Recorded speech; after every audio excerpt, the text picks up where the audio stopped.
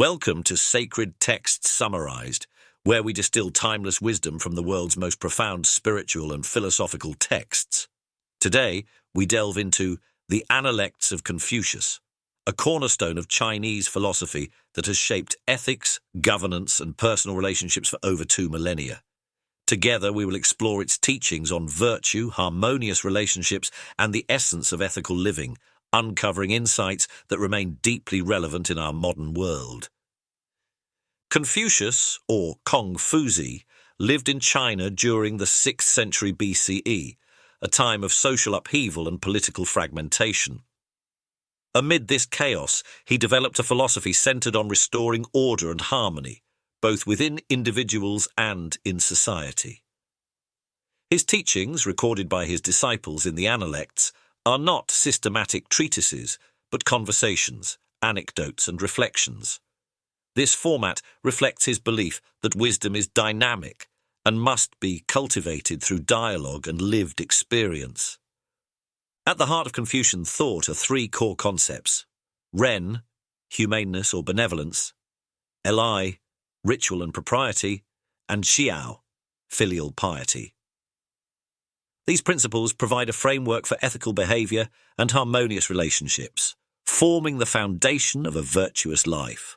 Let's begin by exploring these principles in greater depth and considering their practical applications for modern living. Segment 1. The principle of Ren, humaneness. Confucius often emphasized Ren, describing it as the highest virtue and the essence of being truly human. He taught that Ren is expressed through acts of kindness, empathy, and a sincere desire to benefit others. In the Analects, he states, "The virtuous person wishes to establish themselves and others, to develop themselves and others. To practice Ren is to cultivate the self in such a way that one brings peace and joy to those around them." This teaching reminds us that true virtue extends beyond self-interest. It invites us to reflect.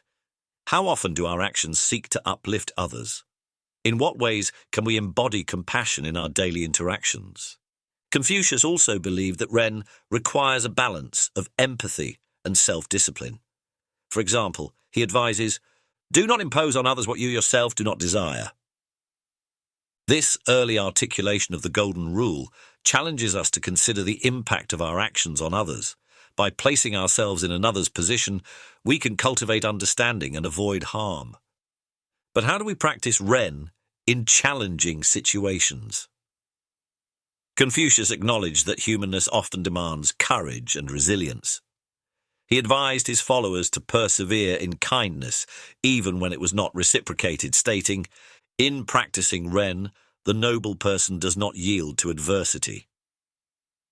This resilience in compassion serves as a reminder that humaneness is not merely a feeling, but a commitment, an ongoing effort to prioritize the well-being of others, even when it is difficult. Consider, for instance, the ways we respond to conflict. Do we strive for understanding, or do we let anger dictate our actions? Confucian wisdom encourages us to seek harmony and empathy, even in challenging moments. Segment 2. Li, ritual and propriety. While Ren is the internal spirit of virtue, Li is its outward expression. Confucius taught that rituals, whether they involve daily greetings, family ceremonies, or state governance, create a structure for ethical living and social harmony. However, he stressed that these rituals must not become empty formalities. Instead, they should be infused with sincerity and respect. In the Analects, he states, "Respectfulness without rituals becomes tedious. Caution without rituals becomes timidity.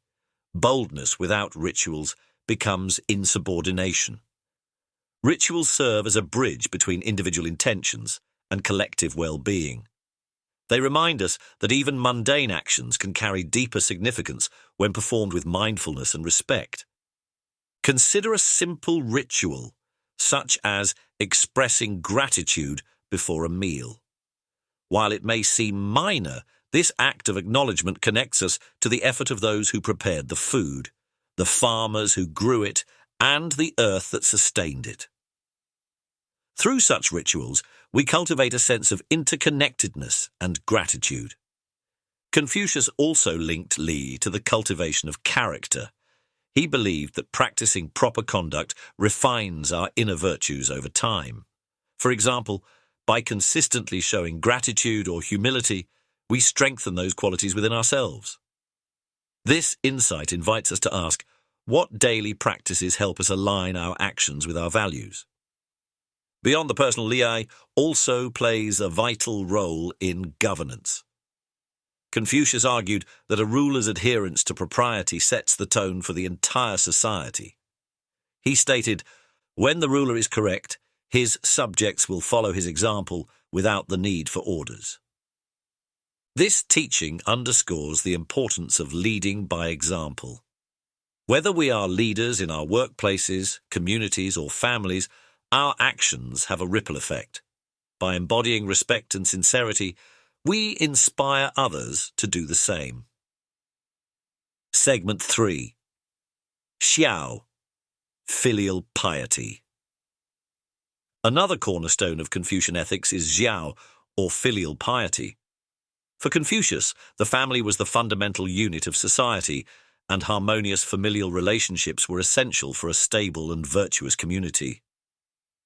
He taught that respect and care for one's parents and ancestors not only cultivate gratitude, but also model ethical behavior for future generations. In the Analects, he asserts, filial piety and fraternal respect are the root of Ren. By honoring our familial obligations, we develop the empathy and discipline needed to extend kindness to others. Yet, Confucius also emphasized that xiao is not blind obedience.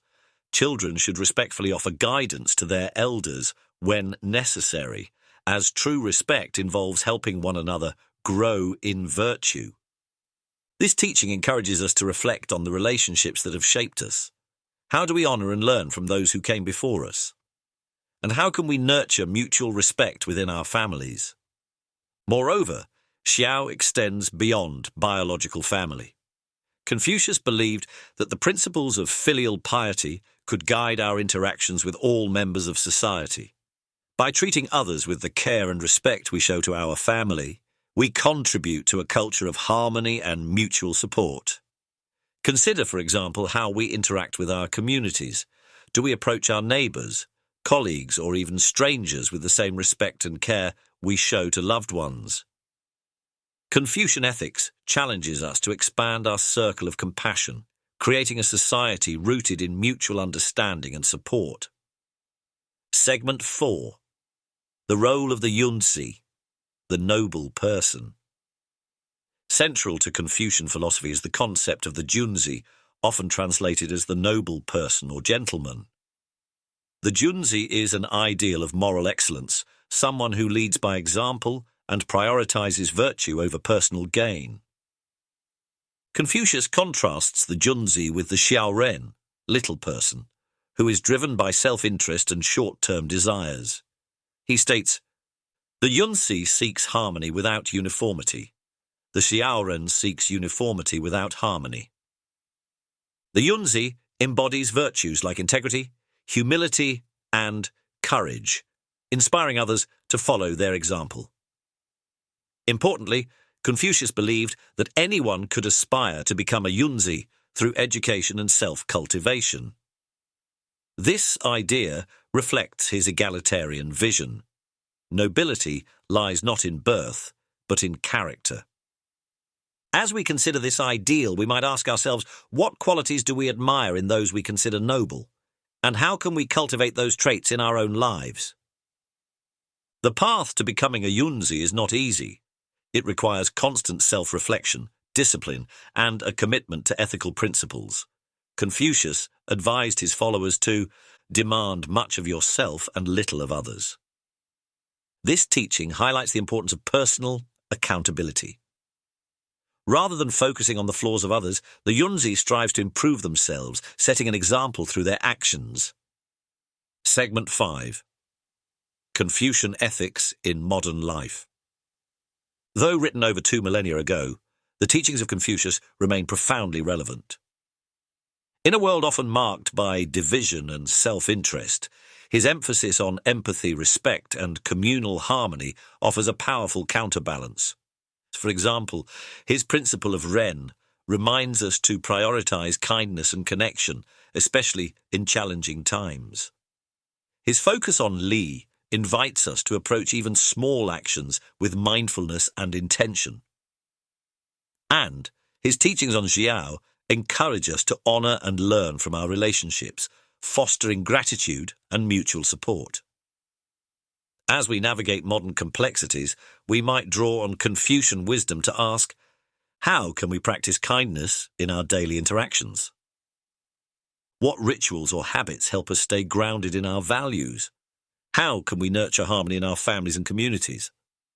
By reflecting on these questions, we can bring the timeless insights of the Analects into our contemporary lives. Consider how Confucian teachings might inform your approach to technology.